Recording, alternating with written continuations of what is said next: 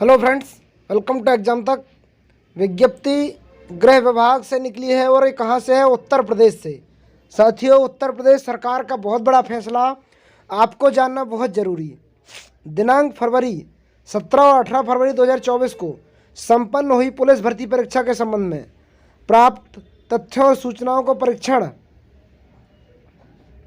के आधार पर शासन द्वारा समय विचारोपरांत शुचिता एवं पारदर्शिता के उच्चतम मानकों को दृष्टि में रखते हुए परीक्षा को निरस्त करने का निर्णय लिया गया है। शासन ने भर्ती बोर्ड को यह निर्देश दिए जिस भी स्तर की लापरवाही बरती गई है उसके विरुद्ध एफआईआर दर्ज कराकर अग्रिम वैधानिक कार्रवाई सुनिश्चित की जाए। शासन ने प्रकरण की जांच एसटीएफ से कराए जाने का निर्णय लिया है। दोषी पाए गए व्यक्तियों अथवा संस्थाओं के विरुद्ध कठोरतम कार्रवाई जाने के निर्देश दिए हैं। शासन ने 6 माह के अंदर शुचितापूर्ण पुनः परीक्षा आयोजित कर उत्तर प्रदेश परिवहन निगम की सेवा से अभ्यर्थियों को निःशुल्क सुविधा उपलब्ध कराए जाने के निर्देश दिए। अब देख सकते हैं सीएमओ यूपी पुलिस आरक्षी नागरिक पदों पर चयन के लिए आगामी परीक्षा को निरस्त करने की 6 माह के भीतर दोबारा परीक्षा कराने के आदेश दिए गए हैं। मुख्यमंत्री जी ने कहा, परीक्षाओं से शुचिता से कोई भी समझौता नहीं किया जा सकता। युवाओं की मेहनत के साथ खिलवाड़ करने वालों की दशा बख्शे नहीं जाएंगे। ऐसे अराजक तत्वों के खिलाफ कठोरतम कार्रवाई होगी। युवाओं के हित में बहुत बड़ा फैसला, यूपी पुलिस सिपाही परीक्षा रद्द। तो आप लोग देख सकते हैं, ये आप लोगों के लिए बहुत बड़ी खबर है।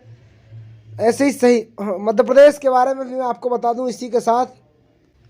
दूसरी तरफ मध्य प्रदेश में आप देख सकते हैं, पहले रिजल्ट में गड़बड़ी मिली, अब मेरिट लिस्ट तक पहुंचे अयोग्य उम्मीदवार। मध्य प्रदेश के हालात यह हैं, आप देख सकते हैं। पटवारी भर्ती में संविदा कर्मियों की मेरिट लिस्ट में 45% अयोग्य। इन्होंने 21 से 26 की उम्र में स्नातक और 5 साल का अनुभव बताया। तो आप देख सकते हैं 45% लोग योग्य ही नहीं है जिनको नौकरी मिलनी है। और एक तरफ तो चयन हो रहा है, सारी चीज़ें हो रही हैं। आप बताइए, आपके हिसाब से जानकारी कैसी है? गड़बड़ी 13 से 16 पद संविदा कर्मियों के लिए 597 चयनित की जन्म तारीख 1996 के बाद। पटवारी भर्ती रिजल्ट की गड़बड़ी के बाद नियुक्ति से पहले ही फर्जीवाड़ा सामने आया है। सब ग्रुप 2 सब ग्रुप 4 के पहले 13 से 16 में से 597 अयोग्य उम्मीदवारों का चयन हो गया। नियमानुसार उम्मीदवार के पास स्नातक डिग्री के साथ संविदा कर्मी के तौर पर 5 वर्ष का अनुभव जरूरी है। लेकिन मेरिट और वेटिंग लिस्ट में अधिकतर ऐसे उम्मीदवार जिनका जन्म 1996 के बाद का है, कई की जन्म तारीख 2003 तक है। ऐसे में सवाल है कि 21 से 25 साल की उम्र में स्नातक के साथ संविदा, इसके साथ ही 2003 तक ऐसे सवाल 21 से 25 वाला ये हो गया। पटवारी भर्ती के लिए 6755 पद विज्ञापित किए गए थे। संविदा कर्मियों के लिए 13 से 16 रिजर्व हैं। इनके लिए ईएसबी ने आवेदन बुलाते समय उम्मीदवारों से सिर्फ यह पूछा, संविदा कर्मी है या नहीं। ऐसे में जो कर्मचारी संविदा पर नहीं थे, जिनके पास 5 साल का अनुभव नहीं था, उन्होंने भी संविदा श्रेणी के लिए आवेदन कर दिया। परीक्षा दी और मेरिट लिस्ट में आ गए। मंडल ने सिर्फ पूछा कि संविदा पर काम किया, अभ्यर्थी के कागज नहीं देखे। 2 राउंड की ही काउंसलिंग, अगर इसके राउंड नहीं बढ़े तो खाली रह जाएंगे पद। नियम, स्नातक की डिग्री और संविदा पर 5 साल का अनुभव जरूरी। उम्मीदवार 17 वर्ष में 12वीं उत्तीर्ण करेगा, मान लें उसकी बिना गैप के 20 वर्ष में स्नातक की पढ़ाई, उसके तुरंत बाद संविदा कर्मी के तौर पर नौकरी भी लग गई तो 25 वर्ष होने के 5 साल का अनुभव होगा। यदि उम्मीदवार 12वीं उत्तीर्ण होने के संविदा नौकरी लगी, उसने प्राइवेट डिस्टेंस एजुकेशन से पढ़ाई की, 23 वर्ष की उम्र में पद के लिए योग्य हो सकेगा। हालांकि ऐसे अभ्यर्थियों की संख्या ना के बराबर है।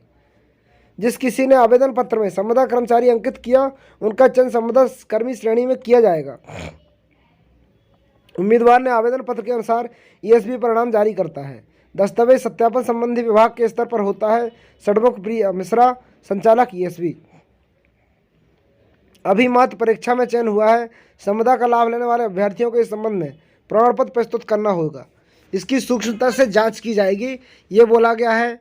निकुंज श्रीवास्तव, पीएससी रेवेन्यू। संविदा कर्मचारी बोले, जो अभ्यर्थी सही उनका अधिकार मारा जा रहा। नियुक्ति के लिए काउंसलिंग 2 चरणों में होगी। पहले चरण में मेन सिलेक्शन लिस्ट की नियुक्ति दी जाएगी। काउंसलिंग में कम चरण होने के बाद सत्यापन, ऐसे अयोग्य उम्मीदवार बाहर होंगे, पद खाली रह जाएंगे। वास्तविक संविदा कर्मियों को उनके लिए आरक्षण का लाभ नहीं मिल सकेगा। संविदा कर्मियों का कहना है प्रमाण पत्र ऑनलाइन अपलोड कराकर सिलेक्शन लिस्ट बनाई जाए, काउंसलिंग कम से कम 5 चरण में हो। ये जानकारी फ्रेंड्स एमपी की, एक तरफ एमपी में इस प्रकार का हो रहा, दूसरा यूपी का आप देख सकते हैं किस प्रकार के एक्शन हो रहे। आप लोगों के हिसाब से क्या होना चाहिए कमेंट बॉक्स में कमेंट करके जरूर बताइएगा। मिलते हैं ऐसी जानकारी के साथ, जब तक के लिए जय हिंद जय भारत।